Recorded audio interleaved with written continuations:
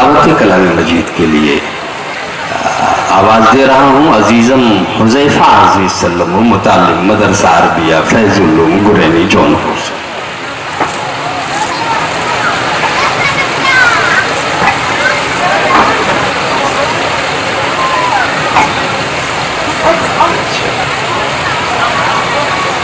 قاری عبدالقادر سلم متعلم دارالعلوم مئو۔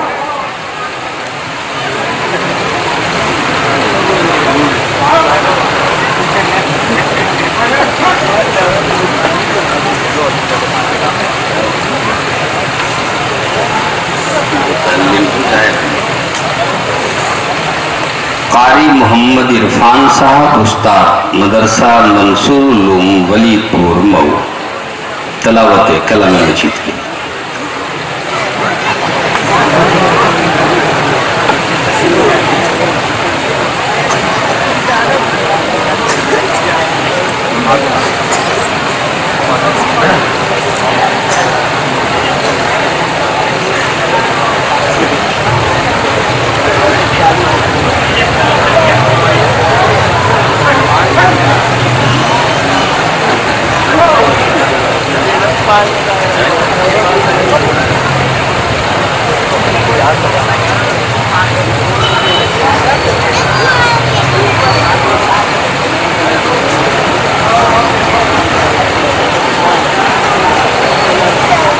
اب یہ دیوانے کی قسمت نہ ملے کوئی جواب، اب یہ دیوانے کی قسمت نہ ملے کوئی جواب، گفتگو تو کیے جاتا ہے برابر تنہا۔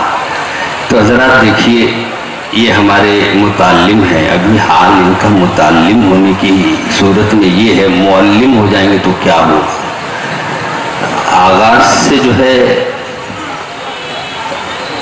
انجام کا پتہ چلتا ہے نا، تو ان کی ابھی لگتا ہے کہ تربیت میں کمی ہے، ان کو تو پہلے یہاں ہونا چاہیے تھا۔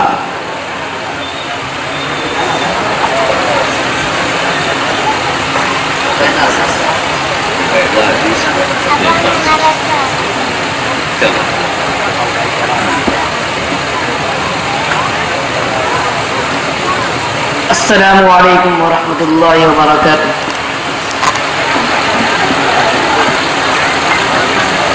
اعوذ باللہ من الشیطان الرجیم،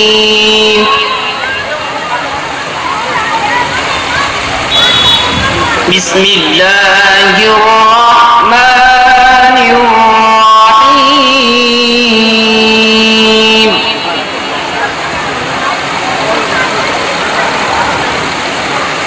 ان للمتقین مفازا،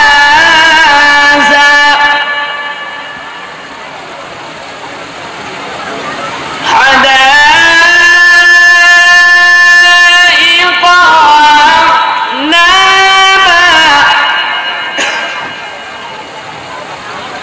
وكواعب أترابا، وكأسا دهاقا۔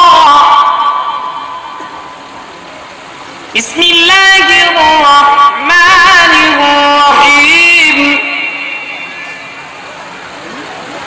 إن للمتقين مفازا، حدائق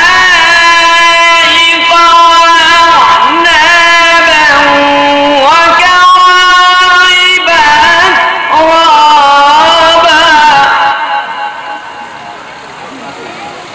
وكأسا دهاقا، لا يسمعون فيها لغوا ولا كذابا،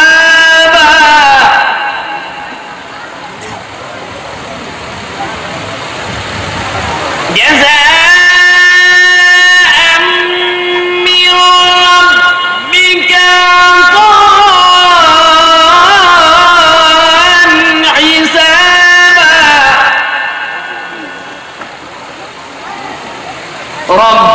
السماوات والأرض وما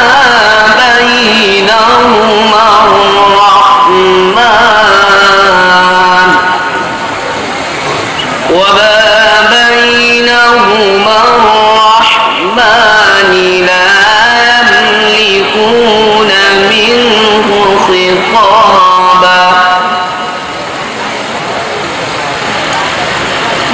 يوم يقوم الروح والملائكة صفا لا يتكلمون إلا من أذن له الرحمن وقال صوابا ذلك اليوم الحق فمن شاء اتخذ إلى ربه مآبا إنا أنذرناكم عذابا قريبا يوم ينظر المرء ما قدمت يداه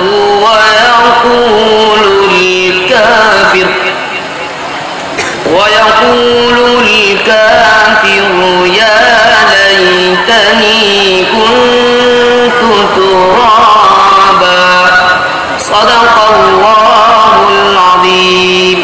جنت کا منظر چل رہا تھا لیکن آپ نے کچھ سمجھا نہیں سمجھا نا. اللہ میں پوچھیں گے کہ نہ کیوں نہیں سمجھا آپ نے تو کیا جواب دیں گے؟ مقررات کو ہٹا دیجئے, نکال دیجئے قرآن سے تو 2000 الفاظ قرآن میں ہے. 2000 الفاظ قرآن میں اور 2000 جیسے اقیم الصلاۃ وآتوا الزکاۃ 912 ہے.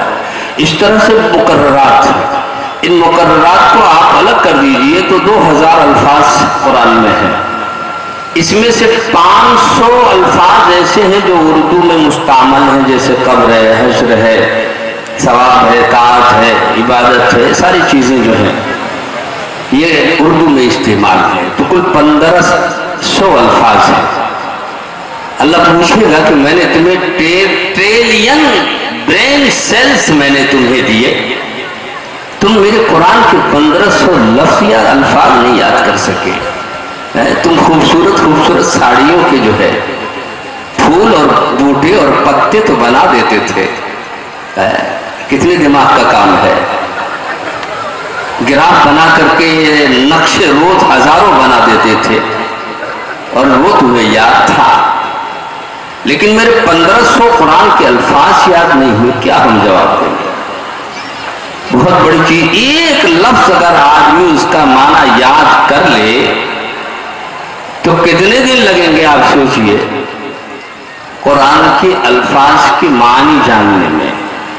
تو اس لیے حضرات یہ بھی سوچیے ثم ان علینا حسابہم, ہماری طرف لوٹ کے آنا ہے, پھر ہمیں ہی حساب بھی لینا. اللہ کو حساب سب کو دینا ہے, ہم سب کو اسی کے روبرو پیش کیے جائیں گے.